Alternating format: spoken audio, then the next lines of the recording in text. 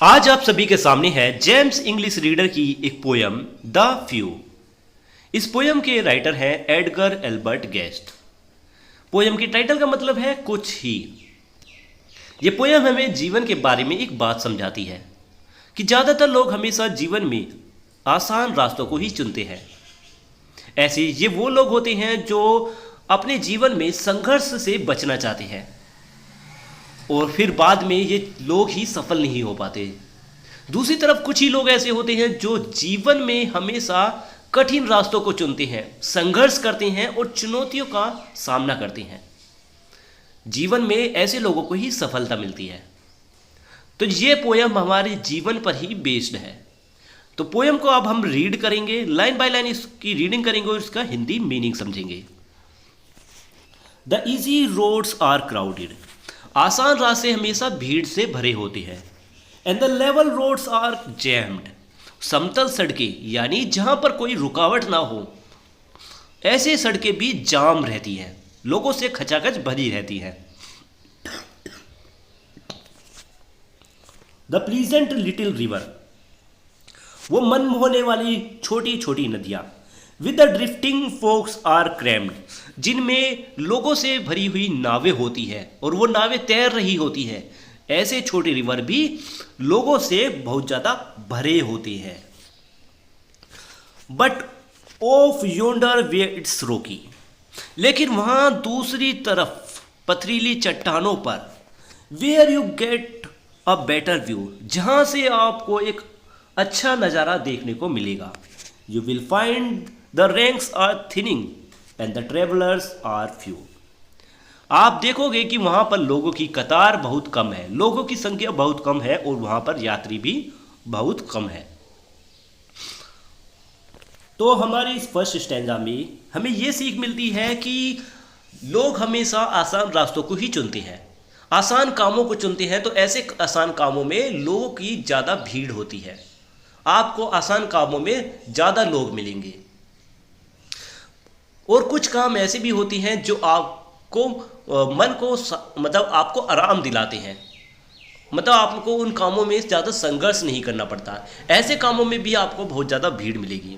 लेकिन दूसरी तरफ कुछ काम ऐसे भी होते हैं, जैसे यहाँ पर रॉक पथरीली चट्टानों से कंपेयर किया है कठिन कामों को, कि ऐसे कठिन काम जहाँ पर उन कठिन काम को पूरा करने पर आपको जीवन में संतुष्टि मिलेगी, आप सफल हो पाएंगे। ऐसी जगह पर आपको लोगों की संख्या कम मिलेगी, क्योंकि ऐसे कामों को बहुत कम ही लोग चुनते हैं। Next stanza. Where the going smooth and pleasant, you will always find the थ्रोंग।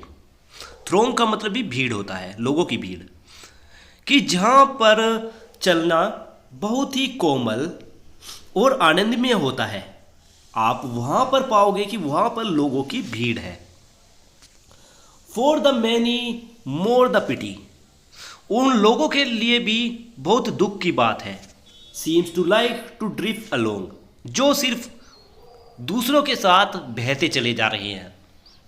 मतलब ऐसे कुछ लोग भी हैं जो जीवन में जिनका कोई लक्ष्य नहीं होता, बस जीवन में बहते चले जा रहे हैं, उन्हें पता ही नहीं है कि आगे क्या करना है, बस आसान कामों को चुन रहे हैं और आगे बढ़ रहे हैं। But the steeps that call for courage. लेकिन वो कठिन काम जो संघर्ष मांगते हैं, जो आपका संघर्ष मांगते हैं, आपकी कड़ी मेहनत मांगते हैं। And the task that are hard to do. और वो सभी कठिन काम जिन्हें करना बहुत मुश्किल होता है। In the end result is glory. कि आखिर में उनका परिणाम ही सम्मानजनक होता है।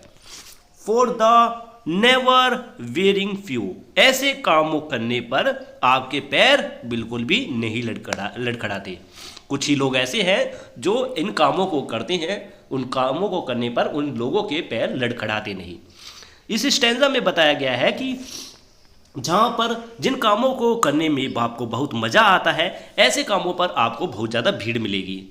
साथ में ऐसे लोग भी हैं जो सिर्फ दूसरे लोगों के साथ बहते चले जा रहे हैं, वो कठिन काम नहीं कर रहे, आसान रास्तों को चुन रहे हैं और उन्हें पता नहीं है कि उन्हें जीवन में क्या करना है।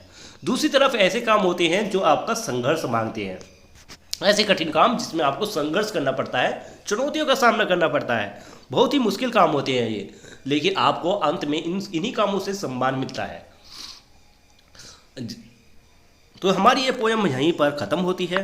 होप आपको ये समझ आई होगी। मैं इसके लिए एक एग्जाम्पल भी दे देता हूँ कि जैसे दो बच्चे हैं, एक बच्चे ने कुछ टॉपिक्स को एग्ज़ाम के लिए बहुत ही आसान आसान टॉपिक को चुन लिया और सिर्फ उन्हीं को पढ़ लिया और उसने सोचा कि हाँ मैं अच्छे से पास हो जाऊँगा। लेकिन दूसरी तरफ एक बच्चा ऐसा है जो कठिन टॉपिक्स को भी पढ़ रहा है और आसान टॉपिक्स को भी, वो कड़ी मेहनत कर रहा है, संघर्ष कर रहा है।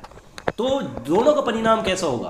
पहला बच्चा जो शायद सिर्फ पास ही हो सकता है, उसके सिर्फ कुछ ठीक ठाक नंबर आएंगे। तो दूसरी तरफ जिसने संघर्ष किया है, हो सकता है वो क्लास में फर्स्ट भी आ जाए, ठीक है, तो उसका रिजल्ट, उसका परिणाम बहुत ही अच्छा होगा।